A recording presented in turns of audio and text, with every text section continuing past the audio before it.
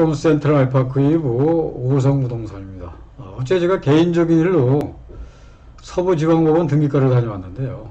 참 주차장에 차를 세우고 건물로 들어서다 보니까 화단에 노란 황매가 꽃을 피우고 있었습니다. 그래서 참 사무실에만 있다 보니까 참 계절의 감각을 못 느꼈는데 참 노란 황매를 보는 순간 어느새 우리 곁에 봄이 와 있구나 하는 그런 생각을 한번 들어봤습니다. 자, 이제 목동 센트럴 아이파크 2부가 이제 입주 2년차가 되어 가는데요. 이제 승계조합원으로서 이제 입주권을 매입하신 분들이 실거주를 하고 계시거나 아니면은 전세를 놓고 이번에 실입주를 계획하고 계신 분들이 참 많이 계십니다. 그래서 2020년도 5월 31일 잔금일제에 맞춰서 이제 임대를 놓고 이제 잔금을 치르신 이제 승계조합원들이 많으신데요.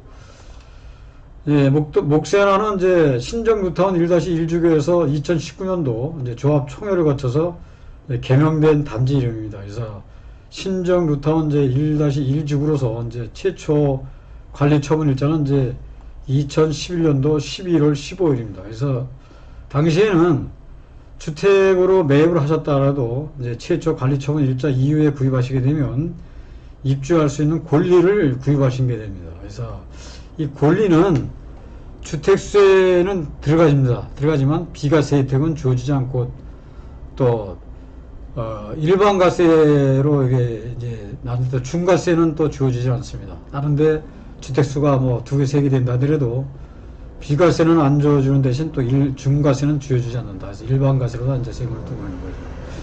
그래서 이제 2013년도에 이제 여기 입주권을 구입하시고 이제 32평 분양받은 상태에서 2018년도에 이제 이거를 본인은 이제 3년 이상 이제 주택을 보유했다고 생각하시고 이제 이걸 비과세다 생각하고 매매를 하셨다가 양도세 이제 폭탄을 맞는 그런 이제 안타까운 경우가 있죠. 그래서 어차피 집을 매매할 시에는 반드시 세무사님과 이제 상의하고 매매하실 것을 이제 저희들이 권장을 해드리고 있습니다.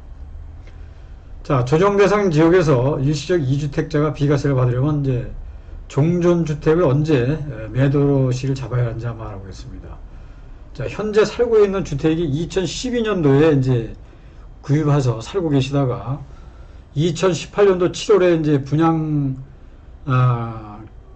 이제 매입해서 계약금을 납부한 상태에서 2020년 9월에 분양받은 이제 이 분양권이 완공이 되어서 이제 입주를 했을 경우에 2012년도에 이제 구입했던 이 주택을 이제 언제 팔아야 되는지, 언제까지 매매를 해야 비과세를 받는지 그거를 한번 알아보겠습니다. 2019년도에 12.16 대책이 나왔죠. 조정 대상 지역에서는 신규 주택을 취득한 경우에는 이제 종전주택을 양도하고 나서 신규 주택으로 1년 이내에 이사하고 전입신고한 경우에 1세대 1주택 비과세 혜택을 받는다고 하였습니다. 근데 이제 2012년도에 이제 그 다음에 2018년도 7월에 이제 분양권을 이제 매입을 했기 때문에 2020년 이제 9월에 입주를 했지만은 2018년도 9월 13일 이전에 이제 이걸 주택을 이제 취득하게 되면은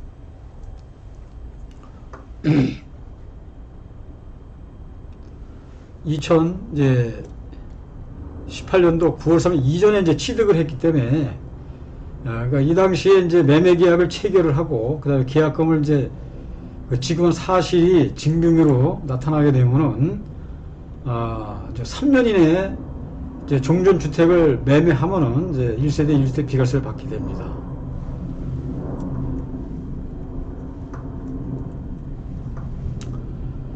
자, 그런데 이제 만약에 2018년도 이제 이게 10월에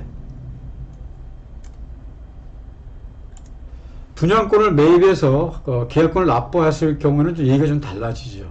왜냐하면은 2018년도 9월 13일 이전과 이후로 나뉘게 됩니다. 그래서 2018년도 9월 13일 이전에는 3년이 되죠. 3년. 그 다음에 2018, 이제 18년도, 9월 14일부터 2019년도 12월 16일 사이에 이제 신규주택이나 이제 분양권 포함해서 이제 이걸 매입을 했다 그러면 이거는 이제 2년으로 줄어듭니다. 2년으로. 그러니까 요때는 2년이 되는 거죠. 그러니까 9월 14일부터 2019년 12월 16일까지는 2년이 되는 겁니다. 2년. 그래서 이제 이분이 만약에 10월 달에 이제 분양권을 이제 매입했기 때문에 매입해서 계약금을 납부하고 2020년도 9월에 입주를 했다 하더라도 이것은 이제 2년 이내에 처음으로 해야 이제 1세대 1주택 비과세 받을 수 있기 때문에 2020년 9월에 입주해서 2년 안에 기존 주택을 매매를 해야 이제 일시적 1주택 허용이 들어가서 비과세 혜택을 받게 됩니다.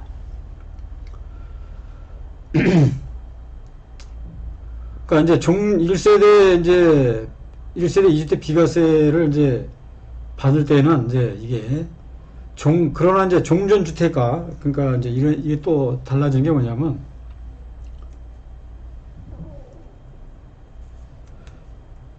종전주택, 그 다음에 또 신규주택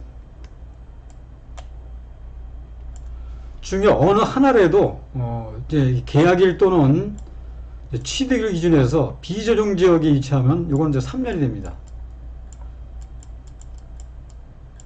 그러니까 요것은 이제 아까 2018년 9월 8일 이후부터 2019년 12월 16일까지는 이제 2년이지만 이게 이제 조정 2개 중에 어느 하나라도, 그러니까 이게 이제 이 비조정에 들어가게 되면 이때는 이제 3년 안에 처분해도 된다, 이제 이런 말씀이 되겠습니다.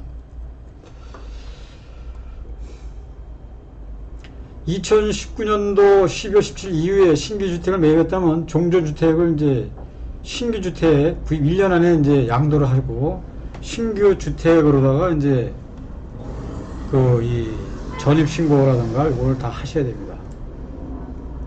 그 다음에 세대전원이 이제 입주를 하셔야 이제 일시적 2주택 이제 비과세를 받을 수 있습니다. 그러나 그러나 이제 종전주택 취득일이 비조정 지역에 있다든가, 비조정 지역, 그 다음에 신규주택 계약일 또는 취득일날이 있다 비조정이면 이것도, 조정 지역에서는 1년이지만, 2개 다 비조정이다 그러면 이거는 3년으로 다 이제 이게 처분하면은 비과세를 받을 수 있게 되어 있습니다. 그런데 신규주택 취득일이 이제 현재 이제 이거는 이제 1년 이내에 이제 이게 1년 이내에 이제 입주를 해야 되는데 현재 임차인이 거주하고 있는 경우가 있죠. 그래서 그 임차인이 거주하는 것이 확인되고 임대차 기간이 신대 이 취득 기간이 현재 1년이 넘는 경우가 있지 않습니까? 최대 그러면 그때는 최대 2년 경우까지 되는 거죠. 임대차 종료일까지 이 전입신고를 해야 됩니다. 그래서 이제 이 임대차 종료일보다 이제 이게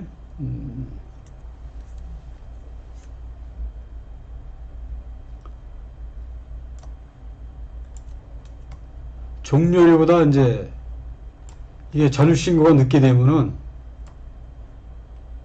비과세 혜택을 받을 수가 없어서 이제 이거는 우리가 신경을 써야 됩니다. 그래서 이런 부분을 잘 보셔야 또 뭐 임대차 조회가 끝나고 뭐 1년 안에 들어가면 된다 이렇게 생각하시면 이제 큰 또 양도세 포탄을 맞을 수가 있겠습니다.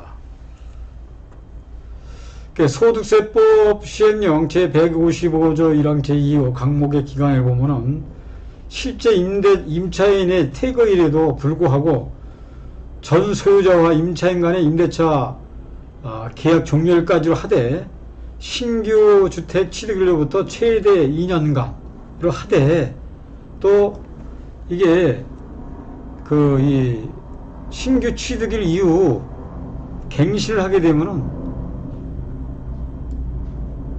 임대차 계약은 인정이 되지 않죠. 그래서 이거는 우리가 이제 잘 생각이 될 뿐입니다. 그래서 1년이지만 여기에 임차인이 지금 현재 하고 있다. 그럼 임차인이 끝나는 날까지, 임대차 종료일까지는 전입신고를 해야 된다, 이런 얘기죠. 그래서 요 날짜를 잘 협의를 해서, 이런 이제, 이 양도세를 맞는 이제 일이 없도록 해야 되겠습니다.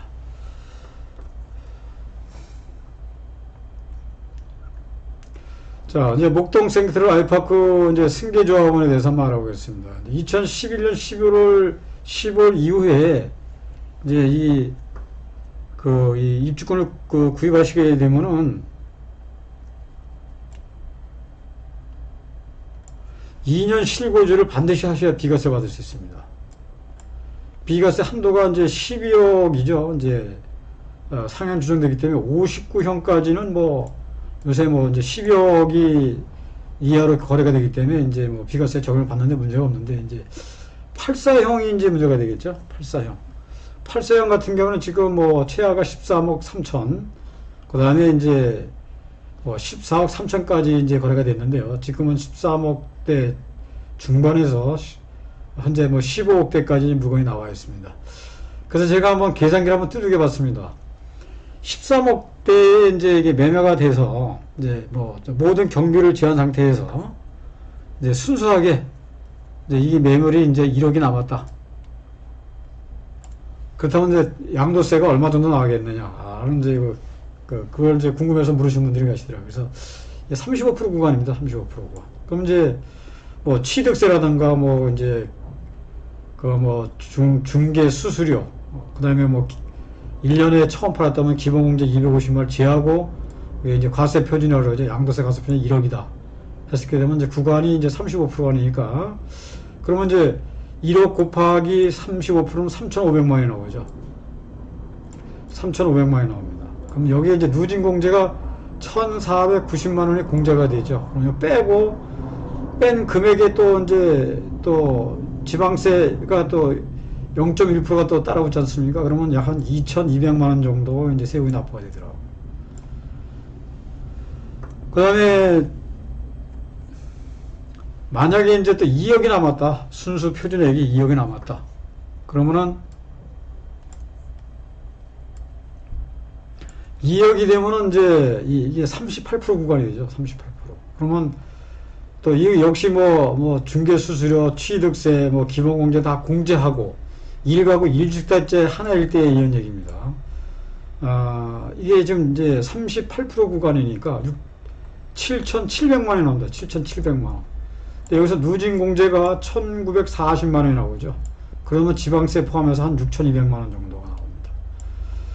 근데 이제 만약에 이게 이제 그 1주택자가 이제 된다. 그러면 현재에서는, 자, 그러면은 이제 이 공제가 38% 구간이죠. 38% 구간이니까 여기다 플러스 20%가 붙는 거예요. 20%. 그러면 58%가 되죠. 그러면 뭐 58%에다가 또 뭐 누진공제인다 하더라도 또 여기에 또 지방세가 또 10% 따라 붙으면은 그 세액은 또 1억대가 넘어갈 것 같습니다. 또 2주택자가 다주택자가 이걸 남겼다. 그러면 또 달라지죠. 그러면은 똑같은 38% 구간에다가 플러스 30%가 되죠. 38%. 30%가 붙죠. 그러면 합계 68%가 되죠. 그러면 뭐 이거 하면 한 74%가 된다고 봐야 되겠죠. 그러면은 뭐 1억 5천 정도가 세금이 나간다고 봐야 되겠죠. 그래서 이 세금은 참 굉장히 예민합니다. 그래서 이제 궁금해하신 부분이 있어서 제가 한번 이거를 나름대로 계산을 해봤습니다. 그래서 내가 이 매매를 할 경우에는 아까도 말씀드렸지만 세무사님과 상담을 해가지고 매매하는 것을 저희들이 권해드립니다. 이상 목전에서 전해드렸습니다. 시청해주셔서 감사합니다.